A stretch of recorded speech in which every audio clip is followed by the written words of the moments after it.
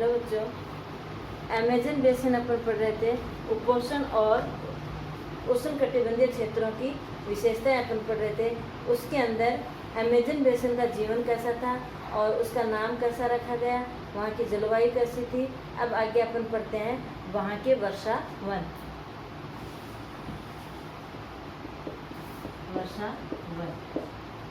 वर्षा one में क्या है? अत्यधिक वर्षा के कारण कैसे वन पाए जाते हैं? सघन वन। अत्यधिक वर्षा के कारण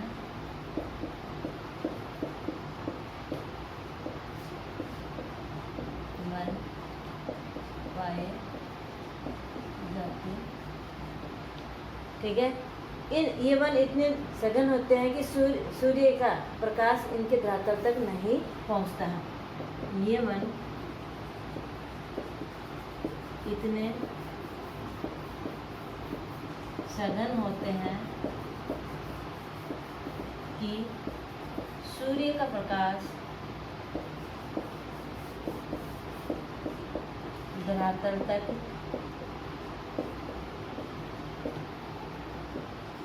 नहीं पहुंच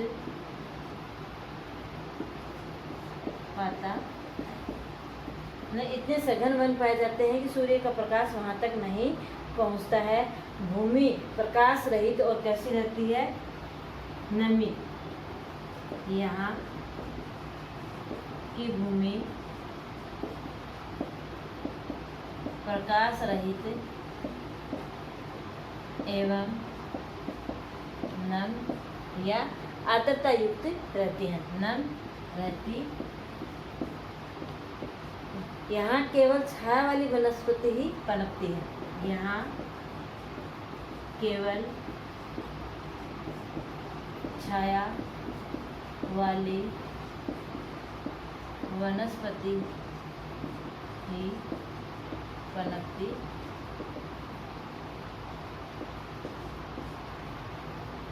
उनमें कौन सी है?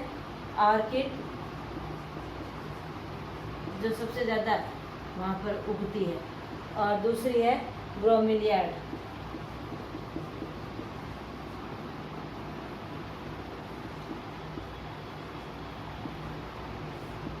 जैसी वनस्पति उगती।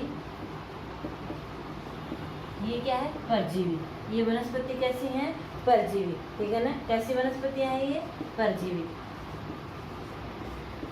तो वर्षा वन कैसे हैं? अत्यधिक वर्षा के कारण अमेजन बेसिन के अंदर, उस क्षेत्र के अंदर कैसे वन पाए जाते हैं? सघन वन पाए जाते हैं। वन इतने सघन होते हैं कि सूर्य का प्रकाश धरातल तक नहीं पहुंच पाता है। भूमि प्रकाश रहित रहती है, नमी युक्त होती है। यहाँ केवल छाया वाली वनस्पति ही विकसित होती है, पनपती है, और ऑर्किड और ब्रोमिलियाड जैसी वनस्पति यहाँ पर उगती है। ये कैसी हैं? परजीवी होती हैं। इसके बाद यहाँ के लोगों का, यानी इन वनों के अंदर जो आदिवासी लोग जो रहते हैं, वो आदिवासी लोगों की कृषि क्या है? अमेजन बेसिन के लोगों के द्वारा, के निवासियों के द्वारा कैसी कृषि की जाती है? कर्तन एवं दहन कृषि। कर्तन एवं दहन कृषि की जाती है। कर्तन एवं दहन कृषि होती क्या है, ये समझना है। कौन सी?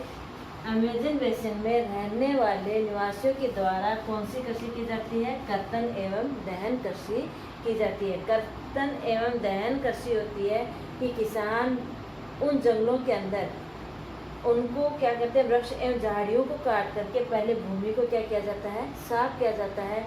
साफ करने के बाद में उन वृक्षों और झाड़ियों को क्या कराते हैं?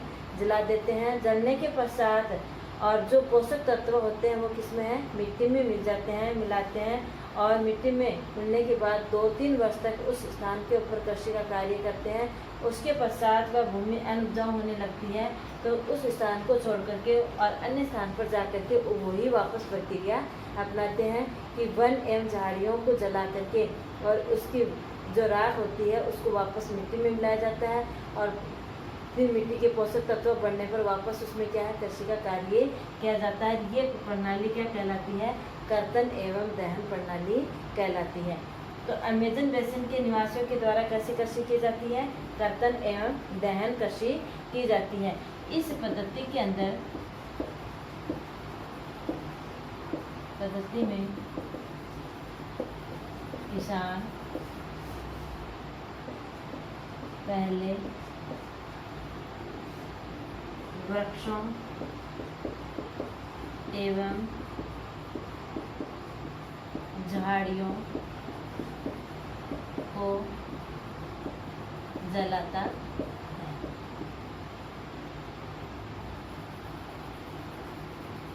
वृक्षों झाड़ियों को काटकर भूमि साफ करता है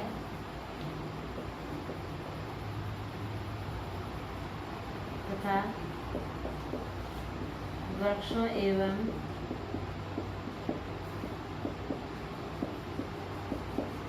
झाड़ियों को जलाकर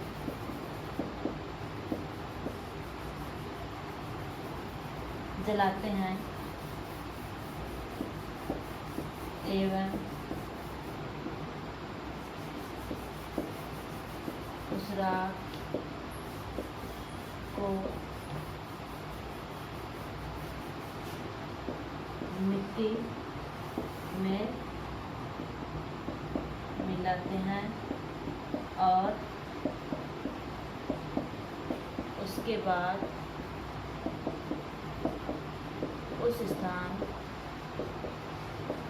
पर 2 या 3 वर्ष तक कृषि का कार्य करते हैं। जब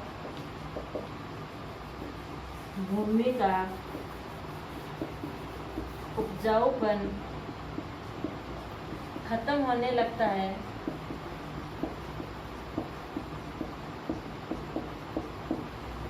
तो अन्य स्थान पर जाकर यही प्रक्रिया अपनाते हुए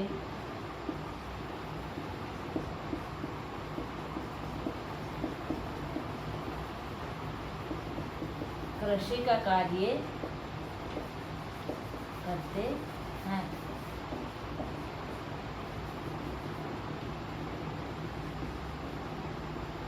यह प्रक्रिया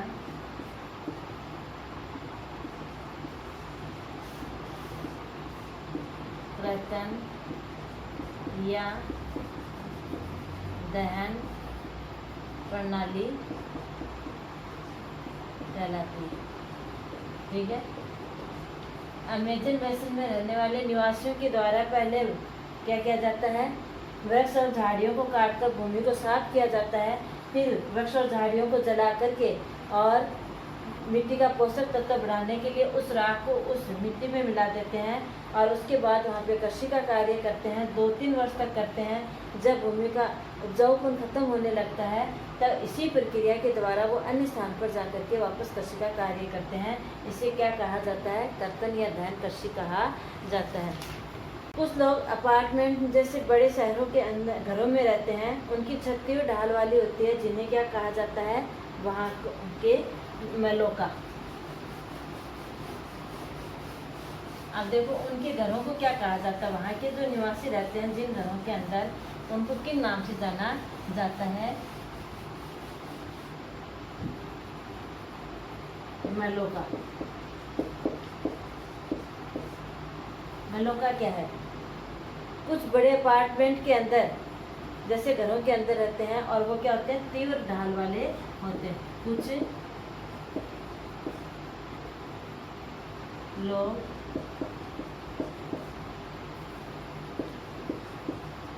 तीव्र ढाल वाले बड़े अपार्टमेंट में हैं उन्हें मेलोका कहा जाता है।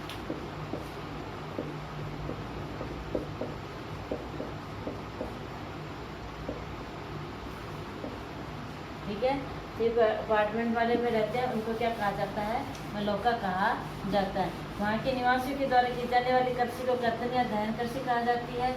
जो बड़े अपार्टमेंट में जो लोग रहते हैं तीव्र ढाल वाले में, उनको क्या कहा जाता है? मेलोका कहा जाता है। वर्तमान में यहाँ के लोगों का जीवन में क्या है? आधुनिक बदलाव आया है और विकास की गति के कारण इनमें जैविक विविधता के कारण वहाँ के वर्षा वनों को क्या किया जा रहा है? जैविक विविधता वाले वर्षा वनों को धीरे धीरे वो क्या कर रहे हैं?